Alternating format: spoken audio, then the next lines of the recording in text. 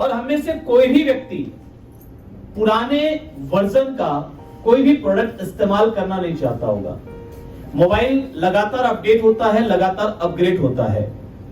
जो एक कीपैड वाला मोबाइल आता था एक जमाने में, आज भी कहीं कहीं पर आपको गलती से वो देखने को मिल जाता है। जो पुराने लोग हैं जो अपने आप को अपडेट नहीं कर पा रहे, तो उनके पास वो आज भी वो कीपैड वाला मोबाइल आपको मिल जाएगा। बट आप लोगों से मेरा ये सवाल है कि क्या आप उस कीपैड वाले मोबाइल का आज इस्तेमाल करने में कंफर्टेबल महसूस करेंगे? करना चाहेंगे?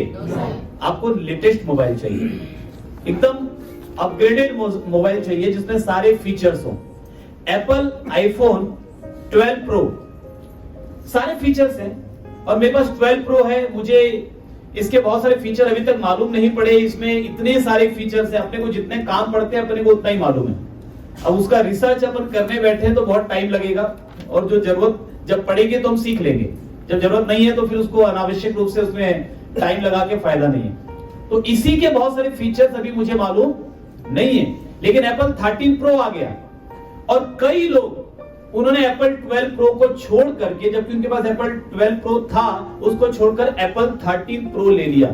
तो मैंने उनसे पूछा, मैंने कहा क्या आपको एप्पल 12 प्रो के सारे फीचर जो है वो मालूम पड़ गए? आपने सारे फीचर सीख लिए? उन्होंने कहा नहीं। तो मैंने कहा तो फिर आपने एप्पल 13 प्रो क्यों लिया? क्या उसमें कोई ऐसा फीचर आपको दिखा जो आपके 12 प्रो में नहीं था और आपको जरूरी था? बोला नहीं सर, वो तो मालूम ही नहीं है हमको अभी तक कि 13 प्रो में क्या क्या फीचर हैं। तो मैंने कहा फिर आपने 13 प्रो क्यों लिया? 1.25 लाख रुपए का फोन आपके पास था, उसको छोड़कर आपने 1.25 लाख का दूसरा फोन ले लिया, तो क्यों लिया? तो उन्होंने कहा साहब जमाना बदल रहा है और हम पुराने वर्जन के फोन के साथ नहीं रहना चाहते। हम चाहते हैं कि लोग हमको आधुनिक समझे, मॉडर्न समझे, लोग ये माने, ये जाने कि साहब हम जो है ना वो लेटेस्ट चीजों का इस्तेमाल करते हैं। तो हम आधुनिक चीजों का इस्तेमाल करते हैं, अपग्रेडेड वर्जन की चीजों का इस्तेमाल करते हैं। अभी हम लोग कार बुक करने के लिए गए थे, हुंडई की वेन्यू। मेरे पास एक कार थी, सबसे पहले जो मैंने ली थी मारुति की स्विफ्ट, फिर मैंने लिया एक्सेल 6, फिर अभी तीसरी कार जब वेन्यू बुक करने के लिए हम गए तो उन्होंने मुझे बोला कि कब चाहिए कार। हम लोग जब सब गए तो उन्होंने पूछा कि कब चाहिए कार। तो अभी हाल में 10-15 दिन पहले बुक करने गए थे तो उन्होंने कहा अभी चाहिए, दिसंबर में चाहिए।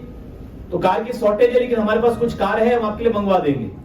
तो हमने कहा नहीं दिसंबर में क्यों, अगर लेना ही है और समय तो नजदीक आ गया है तो हम जनवरी में लेंगे या जब भी आपका 2022 का मॉडल आ जाएगा तब लेंगे।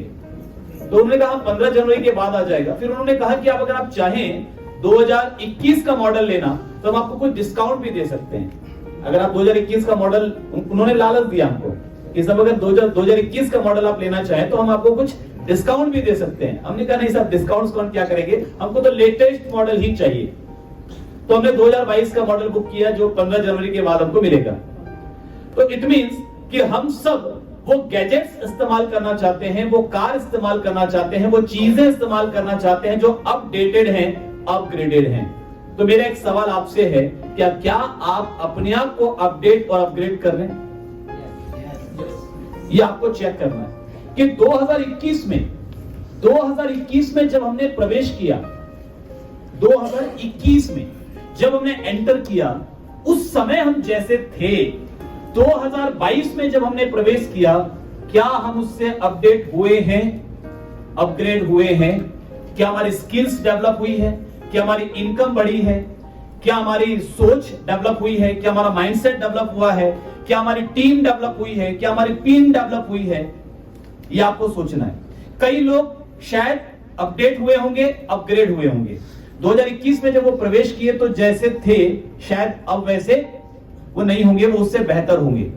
कुछ लोग शायद वैसे ही होंगे कि जैसे 2021 में थे वैसे ही अभी भी हैं, मतलब कोई चेंजेस नहीं आए। और कुछ लोग डाउनग्रेड हुए होंगे कि 2021 में जैसे थे अभी शायद स्थितियां उससे भी ज्यादा बुरी होंगी। उस समय अगर 10 लोग पूछते थे तो अभी साला 8 ही पूछते होंगे, है ना। हमारे लोगों के आसपास के लोगों की संख्या, हमारे रिलेशंस जो पहले थे उससे भी कहीं ज्यादा कमजोर हुए होंगे। अब आपको यह देखना है कि आप इन तीनों में से कौन सी कैटेगरी में हैं। नंबर 1 कि आप अपग्रेड हुए हैं, नंबर 2 कि आप वही के वही हैं, नंबर 3 कि आप डाउनग्रेड हुए, आपकी लाइफ जो है वो पहले से भी ज्यादा प्रॉब्लम में आ गई है, फाइनेंशियल पोजीशन पहले से भी ज्यादा कमजोर हो गई है।